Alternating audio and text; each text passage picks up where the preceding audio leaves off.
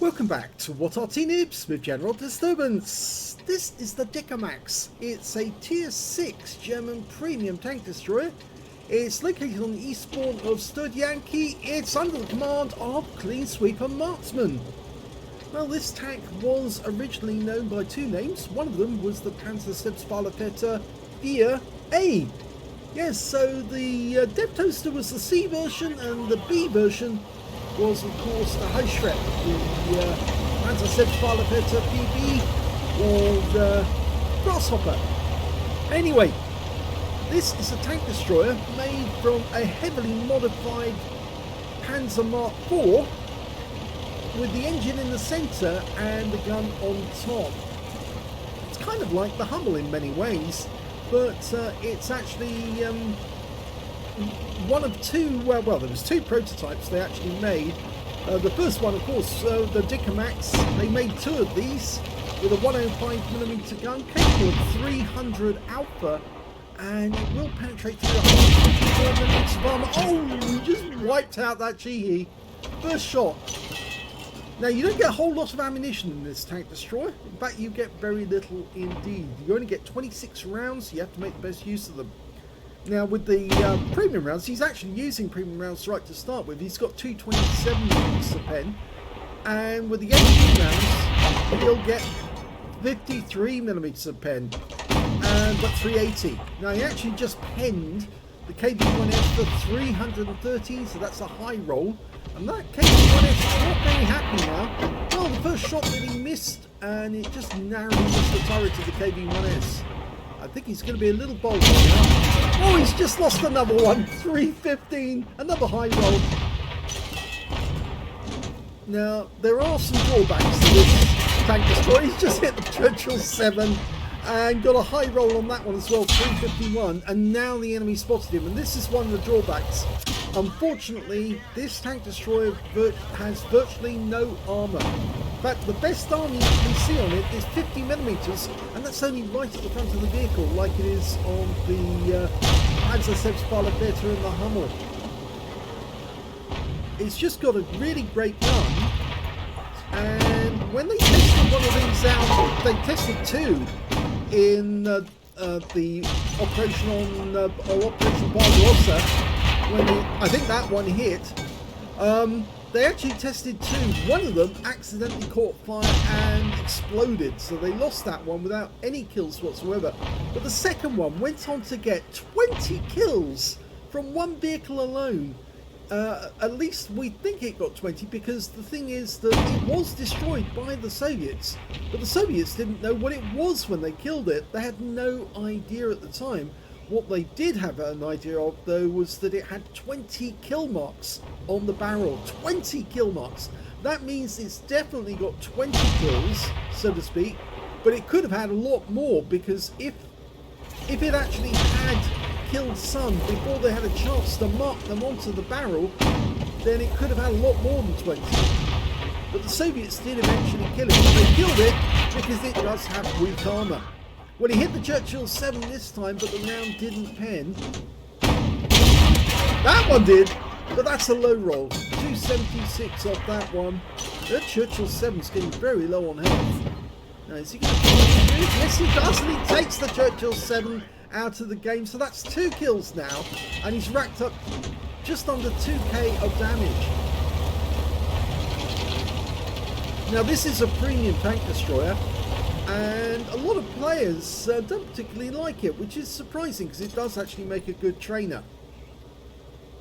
It's got 8 degrees arc either side of the centre line, but the best thing about it, I suppose you could say, is it's got 15 degrees of gun depression. In fact, that's only matched by the Sturamil, which also has 15 degrees. So basically the Sturamil always gets mentioned as the one with the best gun depression, even though the Dickermax has exactly the same. Now, the Dickermax uses the 105 or 10.5 centimeter, whereas the Sturamil is actually capable of using the 128mm, which is the same as on the Scorpion. The great thing about this tank, and the same for the Sturamil, is that they can use ridge lines where the enemy almost can't get a shot on them, because all they're poking up above the ridgeline is the gun barrel itself, so to speak. You can see there's a T-34 up ahead. He's trying to get himself into a position whereby if that T-34 does pop out for a moment, he's going to get really hammered. Oh, now what's he doing here? Well, he thinks that one of the enemies is actually going to come close to that area again. In fact, there's an SU-100 coming into view. Now, he might try to attack the OI as he moves up. Clean Sweeper just having a quick look around. No sign of the enemy there. The T-34 is now in sight. Now this is very risky because, of course, as I said, he doesn't have much in the way of armour. And all the T-34 comes into sight, and he's actually, no, he's exposed himself now. But he wants a good clean shot on that T-34.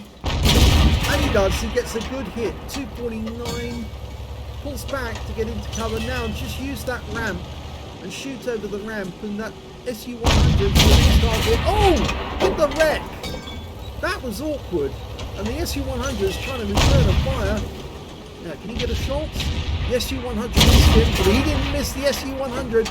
Another 274, which means it's a low roll. And he can still pen that SU-100. Go for the corner. Nope, doesn't get it in time, but there is another enemy tank there. It's a KV-1S, the same one he hit before, I think. And he's just been hiding around the corner because he daren't poke his head out because he thought it'd get blown off.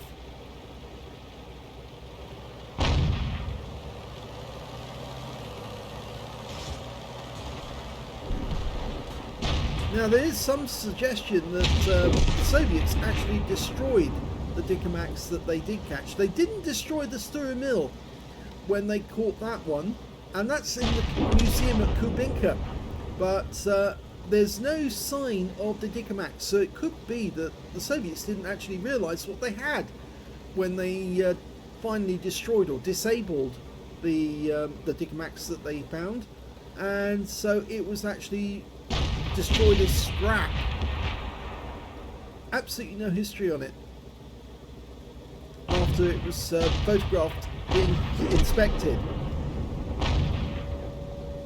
And as you saw, it's got very good view range as well with this tank, 400 meters. He was actually watching those enemy tanks from some distance away.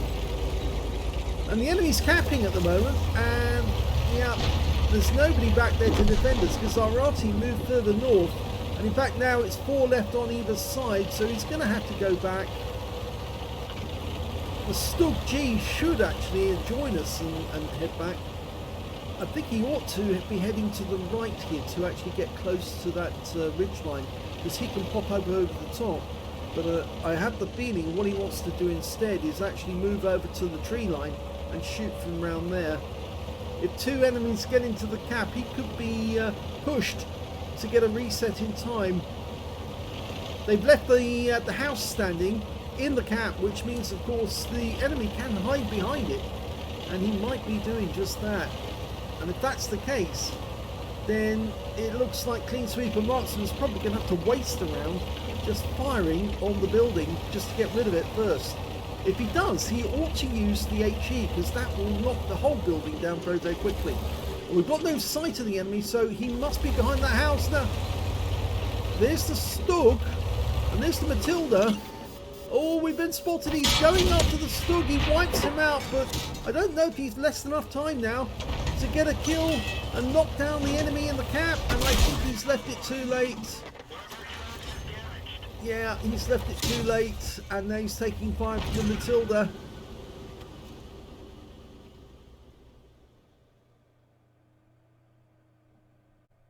Here's the end of battle stats, and that was the second class tanker for Clean Sweeper Marksman in the Dicamax. He got his first mark of excellence during that game, as well as a fire for effect for doing more damage than the hit points of his own vehicle. And he got a high caliber for dealing the most damage in the game overall, and his win rate was 6,352, which is super Unicum, quite a bit more.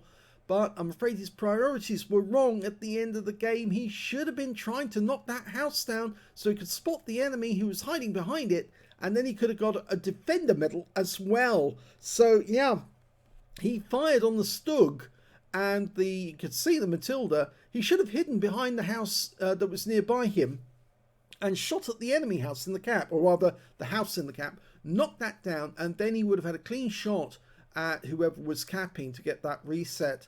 But sadly just didn't work out in the end. Let's have a look at team score. Well, there he goes, top of the table with 2,560 hit points. The nearest player to him was the KV-1S on the enemy team, the one he hit. He got 1,550, but he didn't survive the battle. The third highest damage was the OI with 1,456. And as you can see here, he was still alive at the end of the game, but he ignored the cap and hoped that we would get a reset, or the Arty would get a reset, and so would Clean Sweep and Marksman. And unfortunately, yes, that was wrong because, well, priorities. You've got to learn priorities. What the primary job of you is to get a reset if there is a reset in progress, or is a capping in progress, to stop the enemy from winning the game outright. When it came to kills, it was the KV-1S who did the best. He got 5 kills in that game. 3 kills went to Clean Sweeper, Marksman and the OI, so they were in joint second position, and 2 kills went to the Matilda Black Prince on his own team. And when it came to base XP, it was the KV-1S who did the best with 822. 772 went to the Churchill 3. 703 went to the Matilda. And it was the Marder 38T who was capping. He got an Invader medal for 346 hit points and 1 kill and 433 XP. So he did relatively little in the game. He did get a kill, but yeah, he wasn't doing the majority of the damage, and well, Clean Sweeper Marksman let him sit behind that house, and unfortunately that ended the game in the enemy's favour. Let's have a look at detail. 14 shots fired, so he actually had 12 rounds left at the end of the game. 10 direct hits on the enemy and 9 penetrations. Damage of 2,560 hit points, of which 1,852 were at more than 300 meters. He received 5 hits from the enemy. 4 of them penetrated, 1 non-penetration. Well, most of those shots were towards the end of the game. He did have 1 hit on him, that, or several hits actually, when he got spotted up on the railway line, but he pulled back in order to avoid any further fire. Yes, and then he obviously took some damage when he was spotted near the cap. They were trying to stop him from resetting. Unfortunately, he decided instead to kill the enemy Stug, and yeah, that was the wrong choice. Anyway, he did receive 1 hit by way of splash damage as well. That was an HE round. Damaged 6 of the enemy, killed 3, 183 hit points of damage assistance. He earned 54,216 credits from the game, got 7,290 for Courageous Resistance. That's for getting an Epic or Battle Hero medal in a losing or drawn game. He got a High Caliber, which is a Battle Hero. 61,506 credits overall on profit, but yeah, after repair, ammunition, resupply, and consumables, he actually made a loss. 42,941 credits, and the main reason for that was he was firing APCR most of the time, but he was getting pens and he was dealing a fair bit of damage to the enemy. If only he got that reset, he might have actually turned it around and made it a win for them instead. He got 25 bonds out of the game. 814 XP, 510 for Courageous Resistance, 398 for this being a premium vehicle, and took away 1,722 experience points altogether. So yes, he's got his first mark of excellence. In fact, he might have slightly more now, because this game took place in May of 2021. I'm afraid it's been sitting in my long list of replays to be done, and it now is getting done. Let's have a look at the armour for the Dicamax. Well, yes, as you can see here, the biggest armour is actually on the front of the vehicle, 50mm. It's the directly front. It is actually 50mm, and it's so straight, and well, that's why if anything can pen over 50, it's going to go straight through. The rest of the vehicle is actually very, very light indeed. 20mm on the upper plate there, comes out 25 with angling. 30mm on the front plate to the gun shield of the cabin, and again it's only 30mm down straight. The lower plate is angled slightly, but it's only slightly, so 30mm of actual impacted armour becomes 36 with angling. The sides of the vehicle, 20mm thick, that's all you're going to get. Down here it's the same, 20mm slab sided. Rear of the vehicle, 20mm again, and that's really just to stop shell splinters and bullets from injuring the crew. It's an open top vehicle, and it's very well laid out. And they put the engine in the center of the vehicle because that gave the crew a lot more room, and you'll see that when we have a look at the modules. Okay, here's the module view. You can see that the engine is technically underneath the gun. You can see that now. We've got the driver up front, as you do have in the Hummel. No driver's mate showing here. In fact, what you see on the other side is a fuel tank. In fact, there's fuel tanks either side of the engine with the transmission up front. And of course, that means if you get penned on the front plate, it more than likely damages the transmission and puts you, or immobilizes you. Behind the driver, oh, let's get it back. We've got the gunner directly behind the driver, and behind him we've got the tank commander. And on this side of the vehicle, at least I think that's the tank commander. Yes, I think on this side of the vehicle, we'll bring up the module layout so we can see which color it is. Okay, so the lighter color is the commander. So this is the commander right next door to the radio, and that guy at the back there is the radio operator.